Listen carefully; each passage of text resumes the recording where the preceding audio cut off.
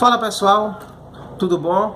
Na nossa conversa de agora nós vamos tratar sobre os últimos acontecimentos, durante o segundo reinado, inclusive tratando a respeito de questões que permitiram,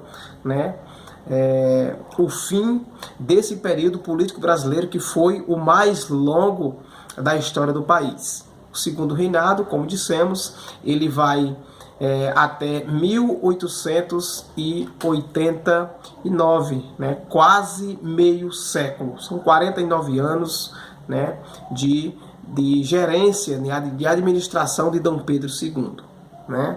Então, nós vamos tratar a respeito disso. No encontro passado, nós tratamos a respeito das características econômicas e também das características sociais desse segundo reinado. E destacamos naquela oportunidade que nós iríamos, nessa conversa de agora, tratar a respeito de algumas leis que foram construídas, inclusive algumas delas importantíssimas para que nós tivéssemos o fim, pelo menos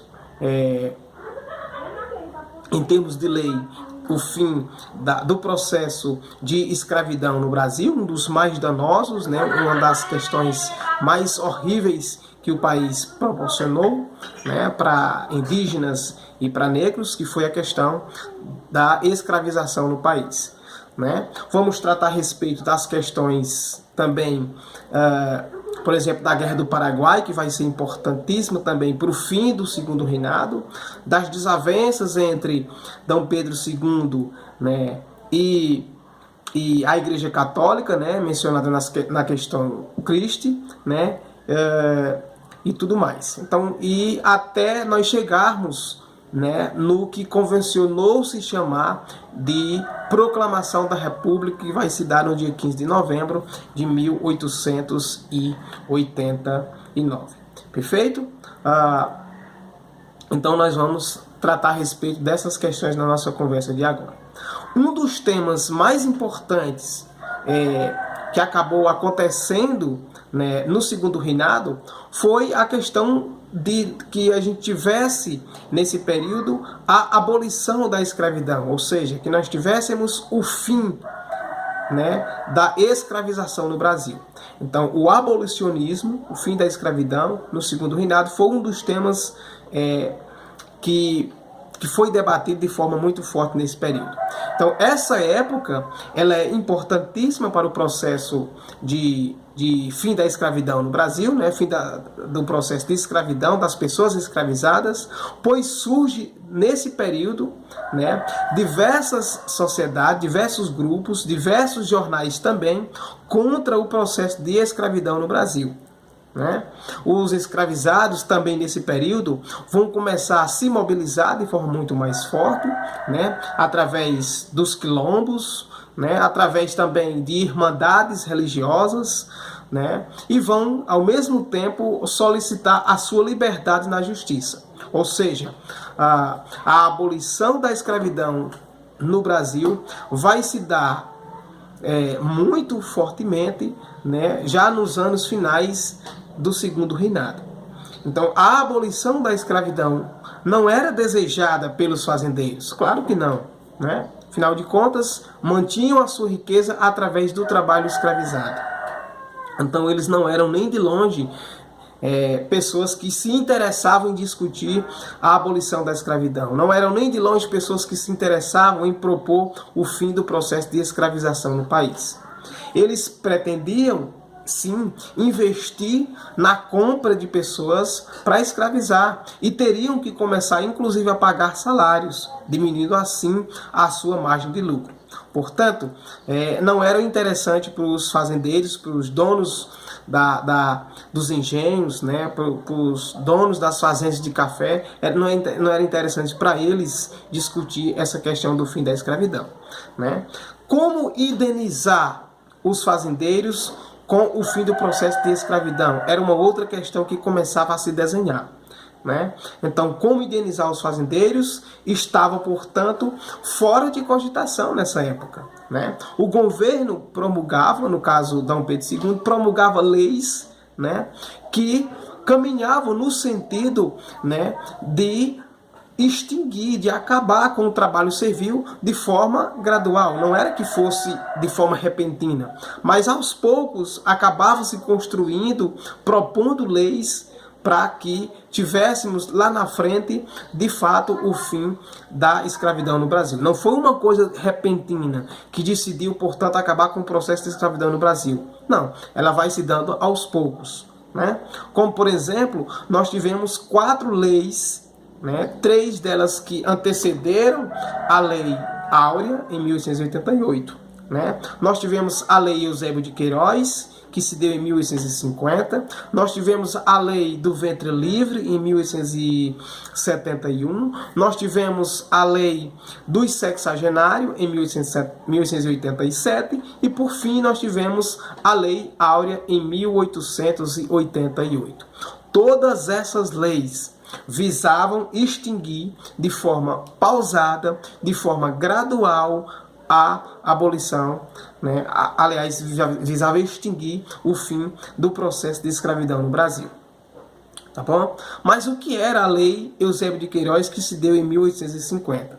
Essa lei, essa lei de número 581, né, de 1850, a Lei Eusébio de Queiroz, ela foi promulgada no dia 4 de dezembro de 1850 e ela proibia o tráfico de escravizados.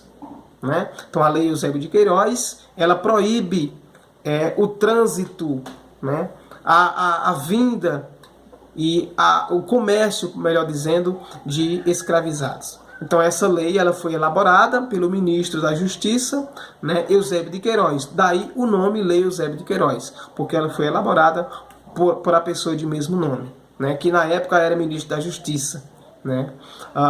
Então ela foi elaborada pelo ministro Eusébio de Queiroz Coutinho, né, da Câmara entre 1812, né? Aliás, Eusébio de Queiroz que acabou, né, vivendo de 1812 a 1868 durante o segundo reinado. Foi a primeira das 3 leis que aboliram de forma gradual a escravidão no Brasil. Perfeito? Entenderam? Então essa Lei Eusébio de Queiroz tem esse nome porque ela foi construída pelo ministro da Justiça Eusébio de Queiroz e ela proibia o trânsito, né, a venda, o tráfico, né, de pessoas escravizadas. Tá bom? Nós tivemos a Lei do Ventre Livre. O que é que dizia a Lei do Ventre Livre? Né? Essa Lei do Ventre Livre, ou Lei Rio Branco, né, lei número 2040, é considerada a primeira lei, né, abolicionista do Brasil. Né? E ela foi apresentada pelo Visconde do Rio Branco, né, daí o nome, Lei Rio Branco, mas também pode ser vista, e aliás é a mais conhecida como Lei do Ventre Livre, né? Ela foi apresentada pelo Visconde do Rio Branco, né, do Partido Conservador, e ela foi sancionada pela Princesa Isabel no dia 28 de setembro de 1871. A lei, entre outras questões, concedia liberdade aos filhos de escravizados nascidos a partir daquela data, tá bom? Ou seja, ventre livre dizia que os filhos ou filhas nascidas de pessoas escravizadas a partir daquela data não seriam escravizados como os seus pais. Perfeito? Uma outra lei importante também, a Lei dos Sexagenários, né? Que ela foi construída em 1885. Como dá para vocês perceber, sexagenários, né, ou Lei Saraiva-Cotegipe, número 3.270, ela é uma das leis abolicionistas, né, ao lado da Lei Eusébio de Queiroz e também da Lei do Ventre Livre. E ela foi promulgada no dia 28 de setembro de 1885 e acabava dando liberdade aos escravizados com idade igual ou superior aos 60 anos. Essa lei é um tanto quanto irrisória, né? Vocês poderiam me perguntar por quê. Ora, no Brasil, com as condições que os escravizados e as escravizadas tinham, né, de maus tratos, né, de alimentação precária, né, de trabalhos pesados, né, era muito, mas muito difícil, quase impossível que uma pessoa escravizada no país chegasse aos 60 anos de idade, né? Por isso que muitas pessoas dizem que essa lei era uma lei para inglês ver, né? Enfim, mas enfim, essa lei dos sexagenários, de um lado estavam os abolicionistas que desejavam o fim da escravidão, sem indenizar os grandes fazendeiros, né, e tudo mais.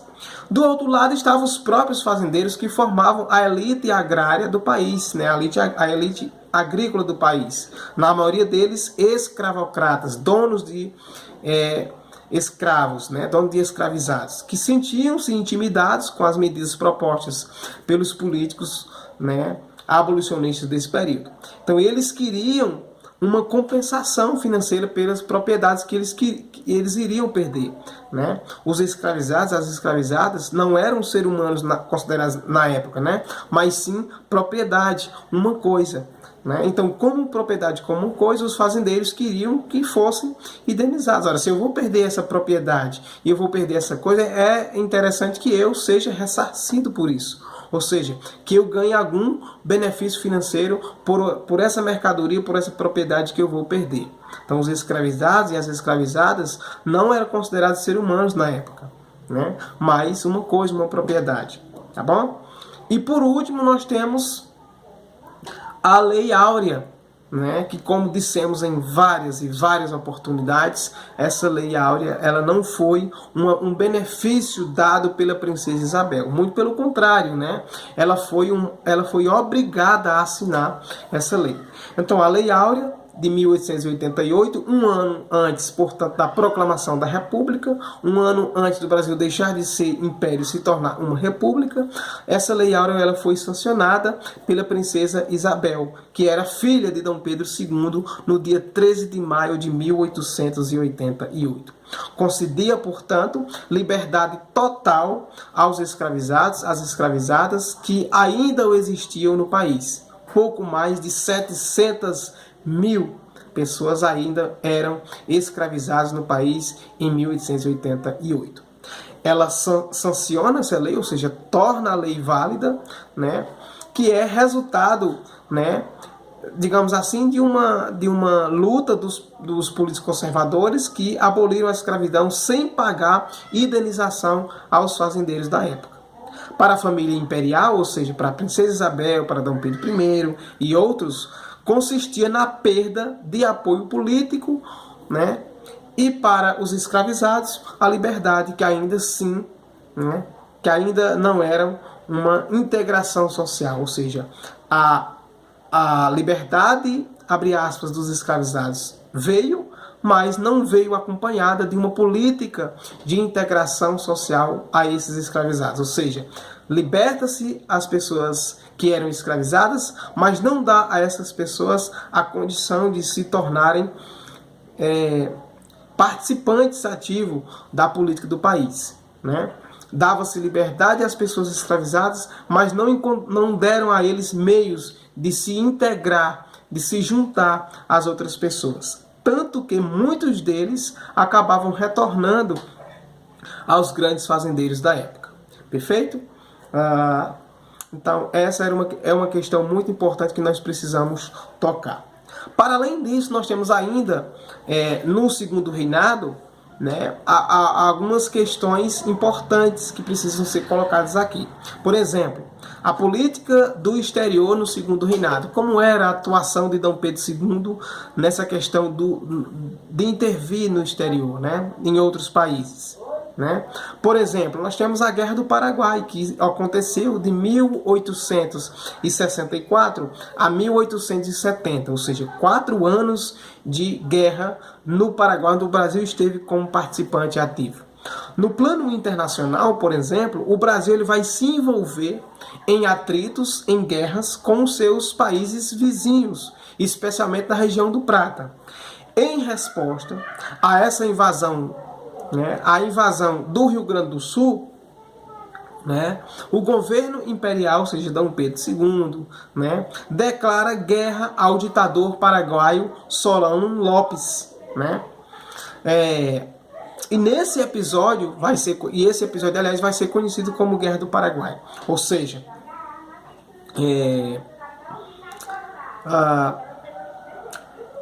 o Brasil vai se envolver nesse conflito, né, quando ele declara guerra ao ditador paraguaio Solano Lopes, né?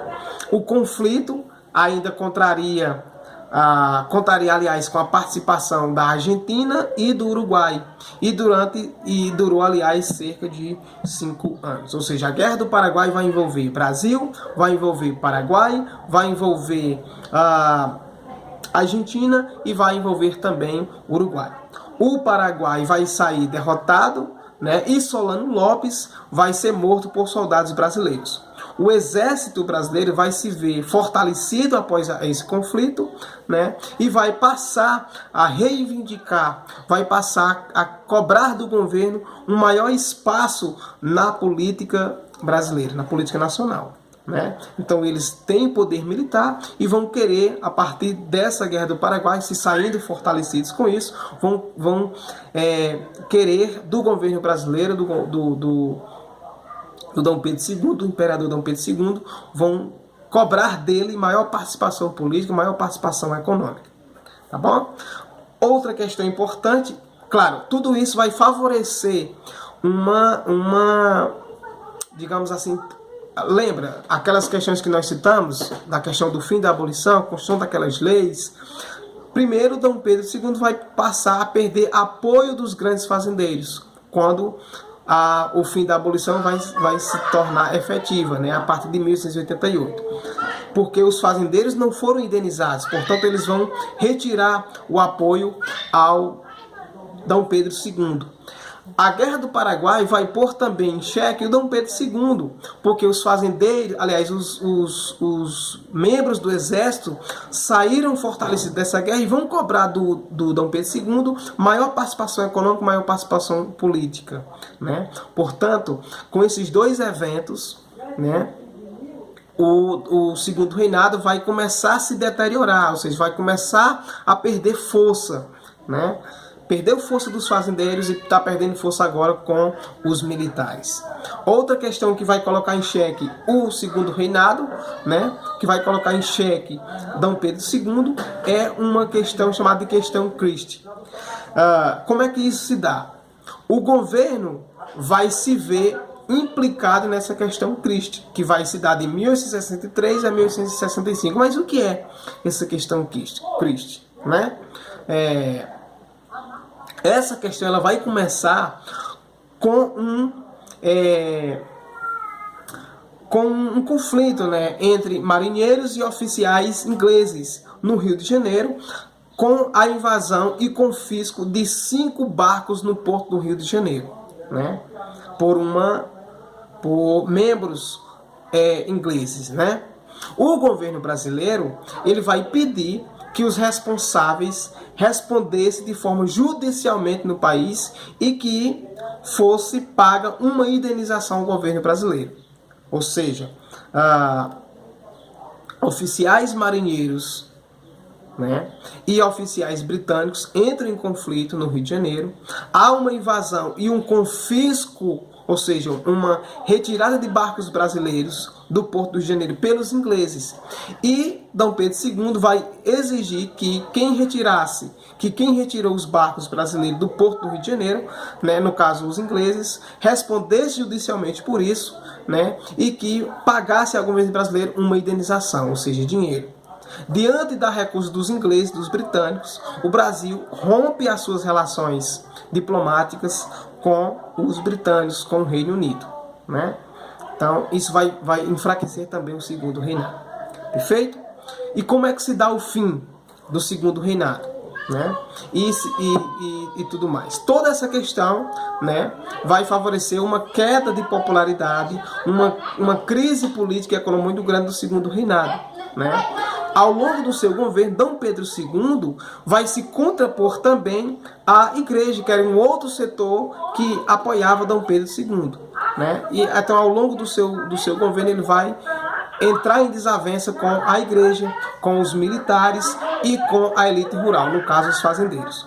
Tudo isso foi retirando apoio a Dom Pedro II, né? Apoio importante, inclusive, para que ele pudesse governar. Alguns episódios, né, vão fazer com que os acontecimentos girassem para em torno de um golpe militar.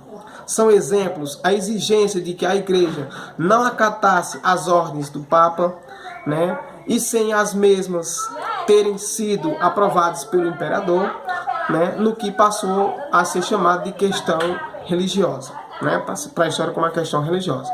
Né? Ou seja, a exigência de que a igreja não acatasse as ordens do Papa, né, sem que essas ordens fossem passadas pelo imperador, vai favorecer a uma chamada, passar para a uma questão religiosa e dificultar o governo de Dom Pedro II. No entanto, foi a desvalorização dos militares e o fim do processo de escravidão no Brasil que mais incomodaram as elites do período e vão forçar, inclusive, a deposição de Dom Pedro II. Os militares, por exemplo, vão reclamar mais reconhecimento, aumento de salário, promoção, né, e tudo mais. Então, tudo isso vai fazer com que alguns oficiais, alguns militares, né, aderissem às ideias republicanas, quisessem que o Brasil saísse de um período imperial e passasse a ser um país republicano. Né?